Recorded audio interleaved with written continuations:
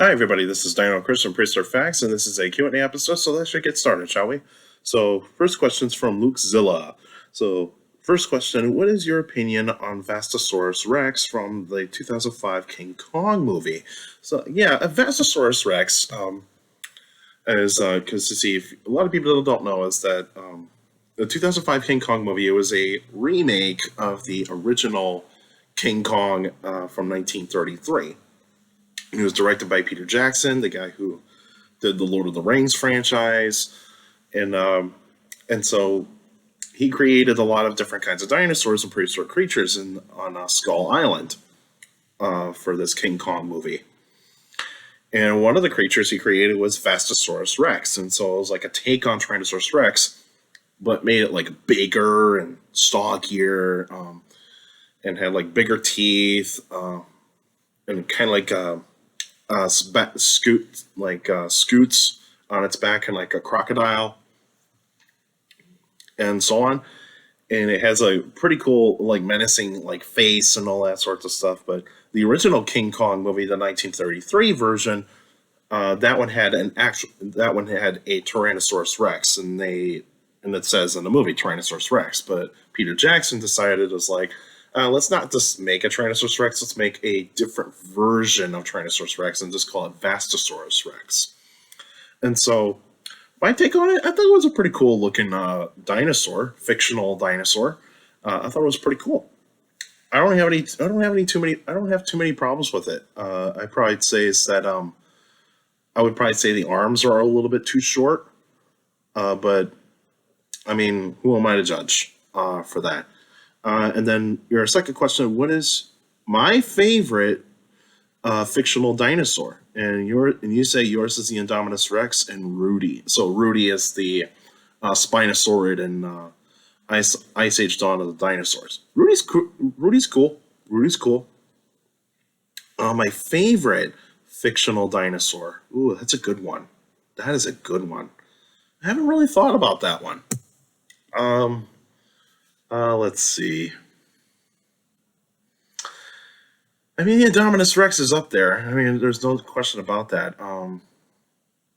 Rudy, I would probably put a little bit lower on the list because it's kind of like a funnier design of a Spinosaur, and so yeah, I maybe the Sharp Tooth and Land Before Time.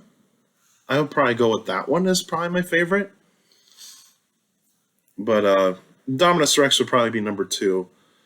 Because I would go Sharp Tooth, the Indominus Rex. I probably would have. I probably want to say the dinosaurs from We're Back, a Dinosaur Story, that animated movie. I put all of them together as like my third favorites. I mean, I would probably put Rudy at like number 6 because it's still a cool looking dinosaur. It's just that it's almost like a play on the Indominus Rex, but even though the Indominus Rex didn't actually show up like many years after the Ice Age Dawn of the Dinosaurs. So I don't know, maybe the creators of Jurassic World thought like, that's a really cool design. Let's actually make it like a milky color for this like menacing dinosaur that we're going to do for this animated movie.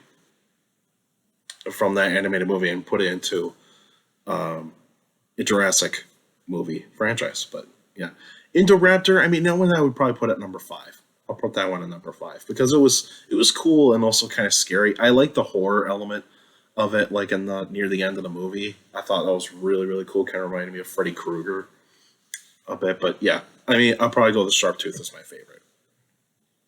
All right, Alex, your question is Sarcosuchus versus Dinosuchus. Who would win? Ooh, good one. So two crocodiles,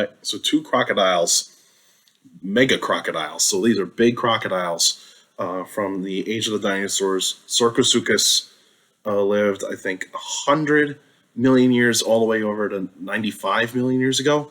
And then Dinosuchus lived 75 to close to the end of the age of dinosaurs. And so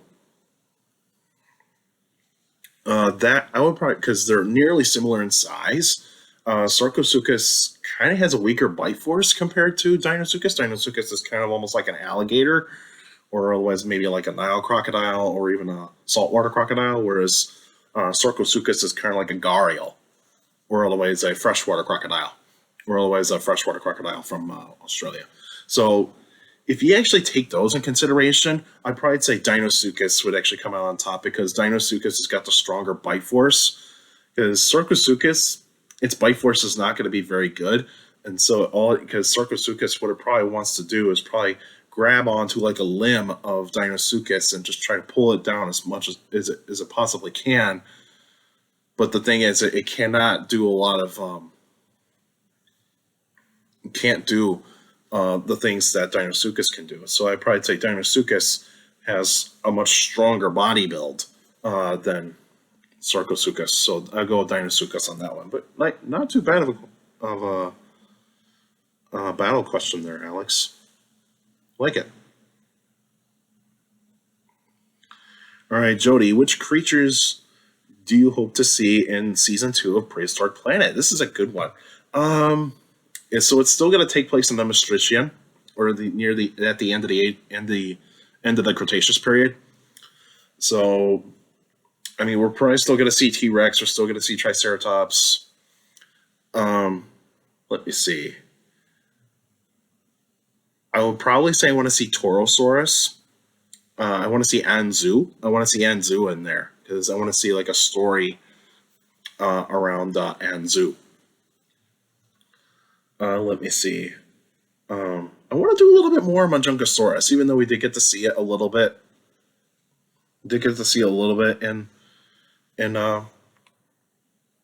Prehistoric Planet in the first season, but I want to see more of it. In terms of sea creatures, I really don't have any preference for that one. I mean, you could still do anything with Mosasaurus and all that sorts of stuff. There's plenty of pterosaurs to go around. We're going to get Psychea, the Psychania, the Ankylosaur in Mongolia. I'd like to see maybe Nemicolopterus and probably Saurolophus in like the Mongolia type of dinosaurs. I like to see that because I think those would actually be really, really cool to see. Because I think that would be really, really awesome to see those. In terms of because I would think this would be the last season to talk about the Maastrichtian, the end of the age of dinosaurs. Because if they do plan to do a season 3, they need to go further back, like maybe like a little bit earlier in the Cretaceous, or otherwise they can go towards the Jurassic. Because that would be really, really cool to see that happen at some point. And then finally, Benjamin, is Nemicolopterus the smallest of all pterosaurs? It is one of them. I took a look at it. It is one of the smaller pterosaurs, but they say it's quote unquote adult, so that means they don't really know if it is an adult. Is that it probably is, but it probably is not. So it's still 50-50 on that in terms of if it's an adult or not.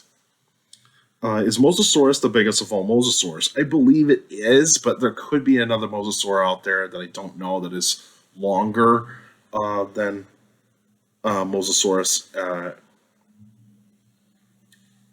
as a whole. But somebody in the comment section, please let me know if there is a mosasaur longer than Mosasaurus. Is Nigersaurus the most bizarre of sauropods? I think it really is, because if you actually look at Nigersaurus, it is one of the smaller sauropods from Africa, because it's named after a country in Africa called Niger. And you see, when you look at its skull, it's got the weirdest shape of all sauropods, because like the back of the skull, it looks very normal for a sauropod. But then when you look at the front of the skull, where you go like the parts where you find the teeth, and also on the mandible. So the front part of the mandible and the front part of the skull, it almost looks like somebody just squished it and kind of made almost like very flat on the front. But it's got these kind of like this row of teeth in front, but there's no teeth in the back. It's just basically teeth in the front. And its skull, when it's positioned, it's not positioned horizontally like most sauropods are, or always a little bit of an angle like most sauropods are, like an upper angle like this. Nigersaurus's skull is downward like this. It's like a 90-degree angle, and its brain is basically kind of pointing downward like this. And so the spinal cord is going this way. And so the brain is kind of sitting almost like it's like you almost kind of tilted it 90 degrees, and it's really, really weird to look at it. It's a really cool skull too. It's one of the, because I got to see a replica of that skull when the Ultimate Dinosaurs exhibit was in the Science Museum in Minnesota many, many years ago. And so that was actually a really cool thing to take a look at. And that was actually, but it's still, it's one of the most bizarre sauropods. But I think there's another one out there that has like a really small head and kind of a short neck, but it also has a long tail. But I think Nigersaurus is the strangest of them all. And who would win, Teratophonius or Siach? Okay, so Siach is a carcharodontosaurid that lived around 94 million years ago, whereas Teratophonius is a type of tyrannosaur that lived around 80 million years ago. And so these two dinosaurs are from the same continent, but they're almost 15 million years apart. And so Teratophonius can get to just about around 20 feet long, whereas Siach, its estimated size is supposed to be around 38 feet long. And so Siach has the size advantage and probably the muscle mass advantage, whereas Teratophonius probably has the stronger bite force, but also has speed. But I probably have to go with Siach on this one, even though I'm a Tyrannosaur guy, and I think a lot of Tyrannosaurs would have more of an advantage against the Carcharodontosaurs.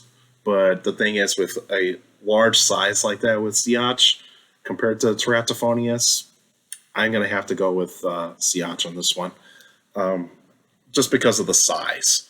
Size is going to matter in this one. And so that's what I think about that one. All right, that's it for now. That's all the questions I got. So next week would be a special episode. I'll let you guys know what kind of prehistoric item I'm going to talk about.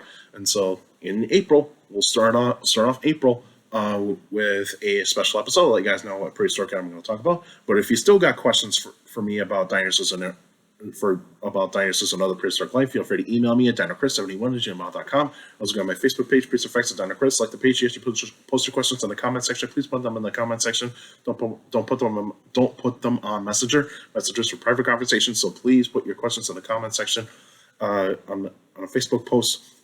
And for you YouTubers out there, like the videos, subscribe to the channel. According to my analytics, a lot of you guys are checking out my channel and not subscribed yet. So please feel free to hit that subscribe button and hit that like button so that it helps out the algorithm and spreads the video out to anybody that is interested in dinosaurs and other prehistoric life. Feel free to do so. And also you can stomp on that notification bell so that way you can get weekly notifications of every video that comes out. And also for YouTubers out there, feel free to leave your questions in the comment section because I do read them all. Your questions do mean a lot on these Q&A episodes. So all of you guys that are sending me questions via email, Facebook, and YouTube, you guys are awesome. You guys are bringing in some great questions for these Q&A episodes like this. So keep it up, and that means a lot. And make sure you keep your questions short to the point. You can also follow me on Instagram at dino.chris.pf. I post pretty cool stuff on there. You can also follow me on Twitter at CSGRALS, my Twitter page. I post pretty cool stuff on there as well. And make sure to take care of the people around you. And also for you younger people out there to make a list, and your parents, your teachers, and your guardians, it's the best motivation for a good education. It's very important to have good educations. With a good education, get a good job in the future. All right, that's it for now. Now I'll see you guys next week.